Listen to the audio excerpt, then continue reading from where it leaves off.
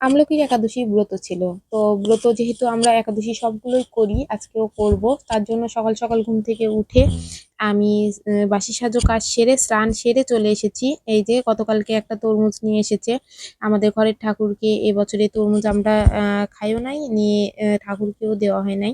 তো আজকে এই যে ঠাকুরকে তরমুজ সেবা দেব, তরমুজ প্রসাদ দেব, প্রসাদ দিয়ে তারপরে আমরাও এই যে তরমুজ খাবো আর কি। তো এই বছরের প্রথম তরমুজ।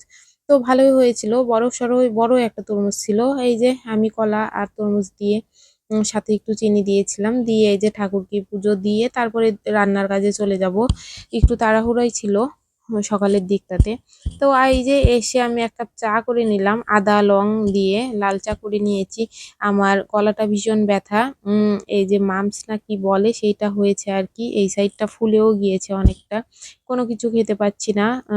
চিবিয়ে তো কোনো কিছু খাওয়া যাচ্ছেই না, লিকুইড সব কিছু খেতে হচ্ছে। আর ভীষণ যন্ত্রণা, এখন দেখা যাক ওষুধ খাচ্ছি কয়দিনে এখন ভালো হবে। তো কিছুই করার নেই। তাড়াহুড়োর মধ্যে এই যে ছেলে চলে যাবে টিউশনে, তার জন্য একটু তাড়াতাড়ি করে আলু আর পেঁপে কেটে নিয়ে আলু আর পেঁপের একটা সবজি করে দিলাম।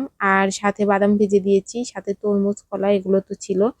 ও খেয়ে চলে যাবে, 11টার সময় যাবে। 11টার সময় না, ঠিক 10:30টার সময় যাবে।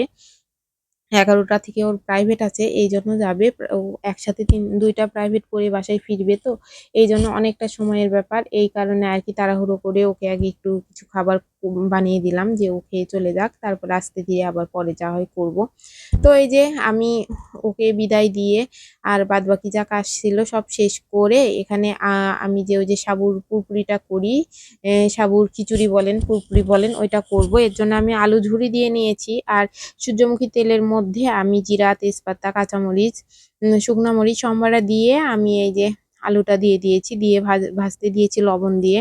আর এদিকে আলুর পাঁপড়টা আমি মেখে নিচ্ছি, ঝালের গুঁড়া, বিট লবণ আর তেলে রাখা জিরা আর গরম মশলার গুঁড়ো এই যে এখানে ছিল, এটা দিয়ে আলুর পাঁপড়টা মাখালে খুব মজা হয়, মজা লাগে খেতে আর কি।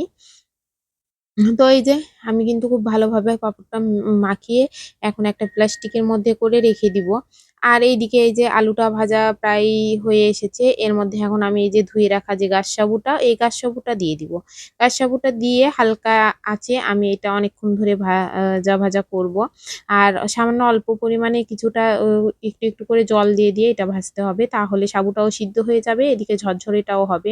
আমার কাছে মনে হলো কি একটু তেল কম মনে হলো, এই জন্য আর কি আমি তেল দিয়ে দিলাম, আর একটু তেল দিয়ে এটা নামানোর আগে হালকা একটু চিনি দিয়ে, ওই 1 চামচের মতো চিনি দিয়ে আমি নামিয়ে নিব। তো এটাই ছিল আমাদের একাদশীর সারাদিনের খাবার দাবার। সাথে একটু দুধ জাল করেছিলাম, দুধ জালের ভিডিওটা নেওয়া হয় নাই যেহেতু শরীর খারাপ ছিল, কোনো কিছুই ভালো লাগছিল না। তো সাথে দুধ, তরমুজ, কলা এই সব কিছু দিয়েই একাদশীর দিনটা আমরা পালন করেছি। তো সবাই ভালো থাকবেন, সুস্থ থাকবেন, টাটা বাই বাই।